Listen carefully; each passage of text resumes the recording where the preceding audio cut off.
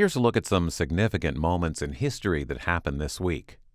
On Christmas night, 1776, General George Washington led the Continental Army across the Delaware River in a snow and ice storm, launching a surprise attack against Hessian troops.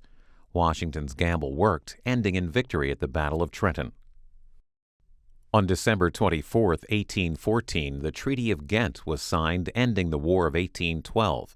American and British representatives met in the Belgian city to negotiate peace terms, including the British renouncing their claim to the Northwest Territory and both nations committing to work on an end to the slave trade. The Apollo 17 mission to the moon ended on December 19, 1972, with the spacecraft splashing down in the South Pacific. Astronauts Eugene Cernan, Ronald Evans, and Harrison Schmitt were the last men to land on the moon.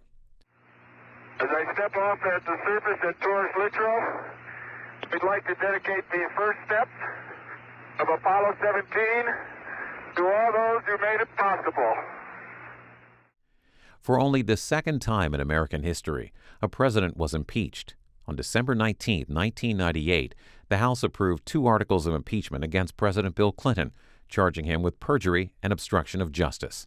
I ask the American people to move with me, to go on from here, to rise above the rancor, to overcome the pain and division, to be a repairer of the breach, all of us, to make this country as one America what it can and must be for our children in the new century about to dawn.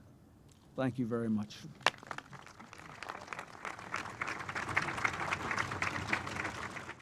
And that's a look at what happened this week in history. American History TV has programs on all of these topics in our archives. You can watch them online at cspan.org/history.